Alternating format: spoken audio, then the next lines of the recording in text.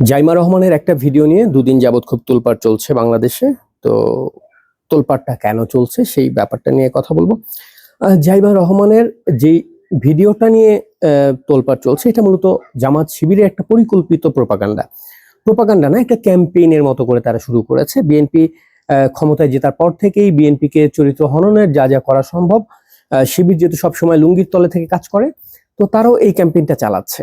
এবং দুঃখজনক হলেও সত্য যে আমাদের মুক্তিযুদ্ধের পক্ষে কিংবা আওয়ামী লীগের পক্ষের প্রচুর মানুষকে আমরা দেখছি যে এই ক্যাম্পেইনটায় কোনো না কোনো ভাবে জড়িয়ে যাচ্ছেন এবং তারা জাইমা রহমানের ক্লাবে নাচের একটা ভিডিওকে আপলোড দিয়ে কোনোভাবে তাকে তার কি বলে যে মানহানি করার চেষ্টা করা হচ্ছে।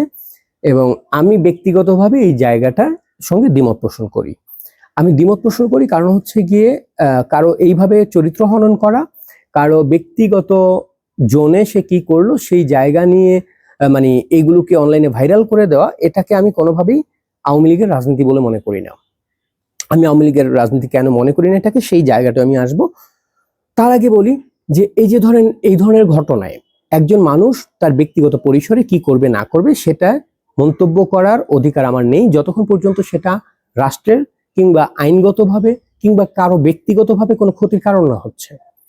আমি সেই জায়গাটায় হস্তক্ষেপ করার পক্ষে না। ধরেন মামুনুল হক, যে 501-এর মামুনুল হককে নিয়ে আমরা কথা বলে থাকি, মামুনুল হকের সমালোচনা করে থাকি, এটা আমরা কেন করি? এটা আমরা করি কারণ হচ্ছে মামুনুল হক সারাদিন হচ্ছে ধর্মের কথা বলে, সে হচ্ছে গিয়ে ধরেন পোশাকের দোহাই দেওয়ার কথা বলে, সে বাংলাদেশ ইসলামী শরিয়া কায়েমের কথা বলে, সে হচ্ছে নিজেকে খুব ধার্মিক প্রমাণ করে এবং তারা হচ্ছে বিশ্ববিদ্যালয়ে পড়া নারীদেরকে বেশ্যা বলে ডাকে এবং নারী পুরুষের মেলামেশাকে তারা অস্বীকার করে। তো এই এই সবকিছু তো মামুনুল করে, যেই কারণে মামুনুলের সঙ্গে সেই ঝর্ণার যখন রিসোর্টে যায় সেই ভিডিও নিয়ে আমরা কথা বলি। সেটা বলার একটা আদর্শগত একটা গ্রাউন্ড আছে। কিন্তু এই কাজটা যদি সাধারণ কোনো মানুষ করে আমি কথা বলবো না, আমি ব্যক্তিগতভাবে কথা বলবো না, কেননা একটা মানুষ কারো ক্ষতি না করে সে তার রুমে কি করলো, সে রিসোর্টে কার সঙ্গে গেলো, এটা দেখার দায়িত্ব আমার না। সেটা নিয়ে কথা বলবার অধিকার আমার নেই, আমি যেটা বিশ্বাস করি। আমি আবার কথা বলতে পারবো, ধরেন আপনি কোথাও গেলেন আপনার কোন এক বান্ধবীর সঙ্গে রিসোর্টে, আমি এটা নিয়ে কোনো মন্তব্য করতে রাজি না, আমি সেটা দেখতেও যেতে রাজি না আপনি কাকে নিয়ে গিয়েছেন।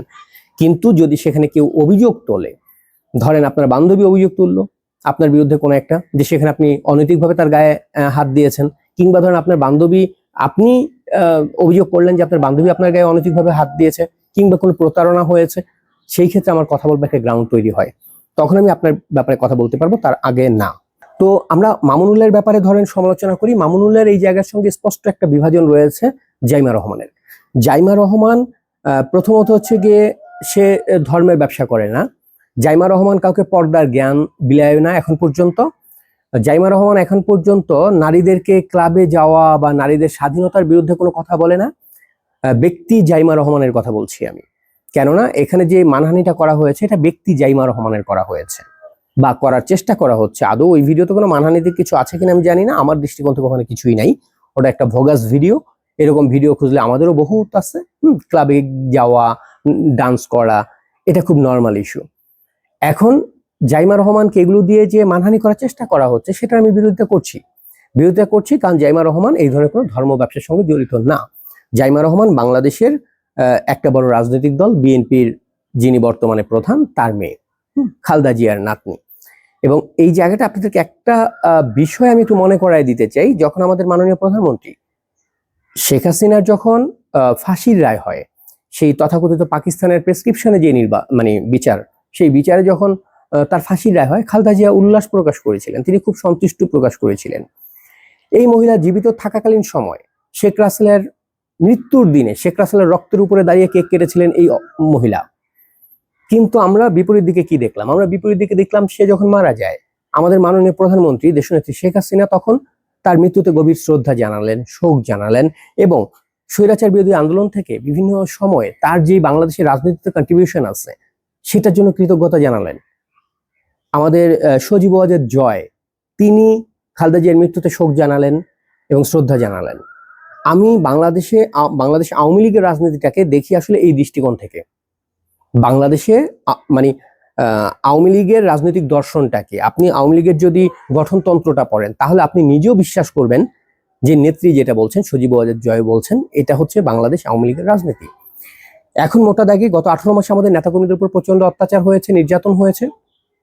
সেই জায়গা থেকে আপনারা অনেকেই ক্ষোভের কারণে, কষ্টের কারণে হয়তো জাইমার এই ভিডিওটা দিয়ে কিছুটা স্বস্তি পেতে চাচ্ছেন। আমি আপনার সেই অনুভূতির জায়গাটাকে শ্রদ্ধা করি, আপনার আঘাত পেয়েছেন সেই জায়গাটাকে আমি শ্রদ্ধা করি, এবং আমিও আপনার মতোই একজন যে 5ই আগস্টের পরে দেশ ছাড়তে হয়েছে যাকে। সেই 5ই আগস্টের পর থেকে যারা আওয়ামী লীগের পক্ষে সবচেয়ে বেশি কথা বলে যাচ্ছে অনলাইনে, অফলাইনে, লাইভ থেকে শুরু করে, এমন কোনো ক্ষেত্র নাই যেটা আমার সাধ্যে কুলায় কিন্তু আমি কথা বলিনি। আমি প্রত্যেকটা সেক্টরে কাজ করার চেষ্টা করছি। ডকুমেন্টারি বানাচ্ছি ইউনূসের অপকর্মের বিরুদ্ধে, ইতিমধ্যে 2টা ডকুমেন্টারি আপনারা দেখেছেন। তারপরে ধরেন আওয়ামী লীগের পেজ সহকারে বিভিন্ন জায়গায় প্রতিনিয়ত লাইভ করে এই হায়নাদের বিরুদ্ধে কথা বলছি, নিজের কন্টেন্ট ক্রিয়েট করছি নিজের প্ল্যাটফর্ম থেকে।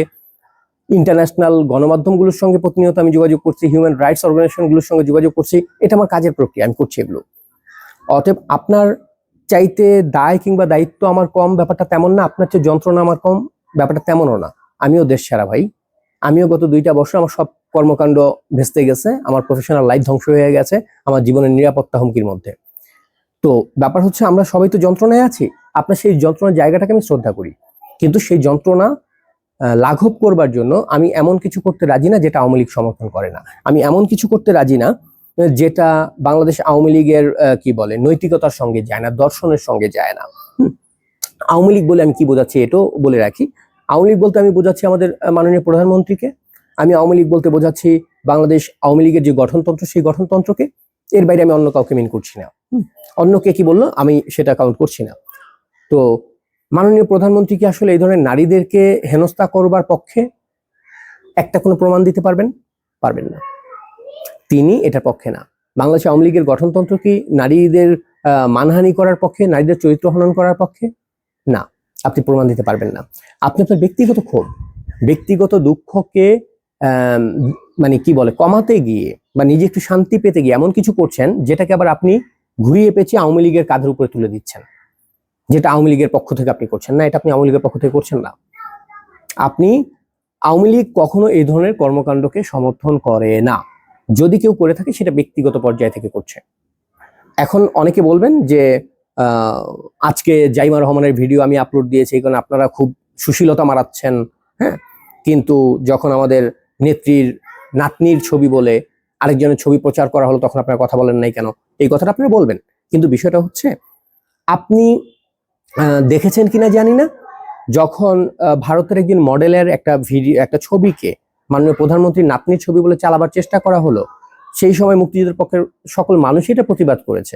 যারা প্রতিবাদ করে থাকে সাধারণত আমাদের মতো যারা, তারা সেটা প্রতিবাদ করেছে। এখন আপনি যদি জামায়াতের কাছে প্রতিবাদ আশা করেন, আপনি পান নাই, আপনি দুঃখিত। আপনি বিএনপির কাছে এটার আশা করছিলেন, প্রতিবাদ পান নাই, আপনি দুঃখিত। কিন্তু আমি তো তাদের কাছে আশা করি নাই। এখন আপনি শুধুমাত্র আপনার একটা অপকর্মকে জায়েজ করবার জন্য কেন সেই দিন আমাদের মাননীয় প্রধানমন্ত্রীর নাতনির ছবি বলে যখন অসম্মান করা হলো তখন কথা বলেন? এটা বলে আপনি নিজের অপরাধকে ঢাকতে চাচ্ছেন। আপনি যে আপনার অপরাধটাকে ঢাকতে চাচ্ছেন এটা বাংলাদেশ আওয়ামী লীগ সমর্থন করে না। সেই একই জায়গা গঠনতন্ত্র এবং মাননীয় প্রধানমন্ত্রী, এই দুইটা জায়গা দৃষ্টিভঙ্গি যদি আমি যাচাই করি তাহলে আপনার এই কথাকে সমর্থন করে না বাংলাদেশ আওয়ামী লীগ। আমরা যারা আওয়ামী লীগের পক্ষে কথা বলছি, লড়াইটা করছি, আপনি আজকে জাইমার ভিডিওটা শেয়ার দিয়ে ধরেন নারী এই যে প্রতিবন্ধকতা তৈরি করে, নারী কেন ক্লাবে গেল, নারী কেন ক্লাবে গিয়ে নাচলো, এই প্রশ্নটা একমাত্র জামাত তুলতে পারে, হিজবুত তুলতে পারে, বিএনপিও তুলতে পারে, আওয়ামী লীগ তুলতে পারে না। কারণ এগুলোর বিরুদ্ধে দাঁড়িয়ে আওয়ামী লীগের জন্ম। আওয়ামী লীগের জন্মটাই হয়েছে এই ধরনের সাম্প্রদায়িক শক্তির বিরুদ্ধে দাঁড়াবার জন্য। আজকে সাম্প্রদায়িক শক্তির যে ভাষা, সেই ভাষা আওয়ামী লীগের ভাষার সঙ্গে মিলে গেলে সেটা আমাদের জন্য লজ্জার, আমাদের জন্য কষ্টের। আমরা বরাবরই চাই জামাত বা বিএনপির যে রাজনৈতিক ভাষা, যে তাদের শিষ্টাচার, সেটার সঙ্গে আওয়ামী লীগের ভাষাগত, দর্শনগত, আচরণগত একটা তফাৎ থাকবে।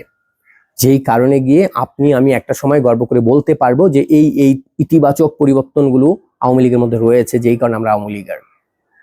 এখন যদি ধরেন আপনি ক্ষোভের কারণে হোক কিংবা ধরেন যে কোনো কারণেই হোক আপনি অন্য কাউকে হেনস্থা করে একটা স্বস্তি পাচ্ছেন, মোটা দাগে এটা আওয়ামী লীগের বিরুদ্ধেই যাচ্ছে।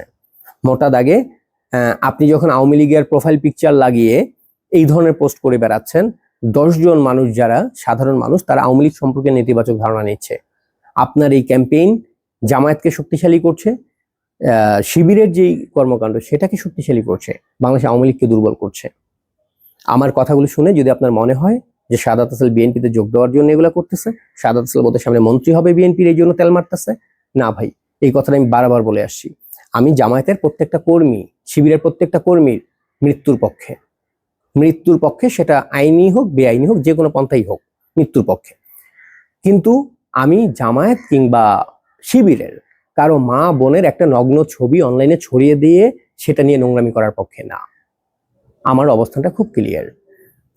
আমাদের যে লড়াই, সেই লড়াইটা আদর্শিক।